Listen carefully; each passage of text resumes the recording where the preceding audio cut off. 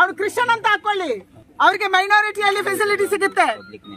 ಆದ್ರೆ ಇವತ್ತು ಒಕ್ಕಲಿಗ ಕ್ರಿಶ್ಚಿಯನು, ಲಿಂಗಾಯತ ಕ್ರಿಶ್ಚಿಯನು, ವೀರಶೈವ ಕ್ರಿಶ್ಚಿಯನು, ಗಾಣಿಗ ಕ್ರಿಶ್ಚಿಯನು, ನೇಕಾರ ಕ್ರಿಶ್ಚಿಯನ್ ಅಂತ ಹಾಕಿ ಯಾವ ಪರಿಶಿಷ್ಟ ಜಾತಿ ಕ್ರಿಶ್ಚಿಯನು ನಾವು ಜಾತಿ ಪಂಗಡಗಳನ್ನ ಬಿಟ್ಟು ಒಟ್ಟಾಗುವಂತ ಕಾಲ ಬಂದಿದೆ. ಇಲ್ಲದೆ ನಮ್ಮ ರಿಸರ್ವೇಶನ್ ಅನ್ನ ಕಿತ್ಕೊಳ್ಳಕ್ಕೆ ನೀವು ಕ್ರಿಶ್ಚಿಯನ್ ಆದ್ರೆ ಕ್ರಿಶ್ಚಿಯನ್ ಹಾಕಿ, ನಮ್ದೇನು ಅಡ್ಡಿ ಇಲ್ಲ.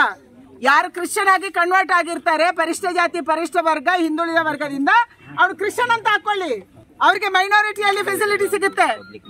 ಆದ್ರೆ ಇವತ್ತು ಒಕ್ಕಲಿಗ ಕ್ರಿಶ್ಚಿಯನು, ಲಿಂಗಾಯತ ಕ್ರಿಶ್ಚಿಯನು, ವೀರಶೈವ ಕ್ರಿಶ್ಚಿಯನು, ಗಾಣಿಗ ಕ್ರಿಶ್ಚಿಯನು, ನೇಕಾರ ಕ್ರಿಶ್ಚಿಯನ್ ಅಂತ ಹಾಕಿ ಯಾವ ಪರಿಶಿಷ್ಟ ಜಾತಿ ಕ್ರಿಶ್ಚಿಯನು ಈ ರೀತಿಯ ಪರಿಶಿಷ್ಟ ಜಾತಿ ಪರಿಶಿಷ್ಟ ವರ್ಗದಿಂದ ಯಾವ ರಿಸರ್ವೇಶನ್ ಇದೆ ಆ ರಿಸರ್ವೇಶನ್ ಅನ್ನ ಅಲ್ಲಿ ಕನ್ವರ್ಷನ್ ಆದವರಿಗೆ ಕಿತ್ಕೊಳಕ್ಕೆ ವ್ಯವಸ್ಥಿತ ಷಡ್ಯಂತ್ರವನ್ನ ಸಿದ್ದರಾಮಯ್ಯನವರ ಸರ್ಕಾರ ಮಾಡ್ತಾ ಇದೆ.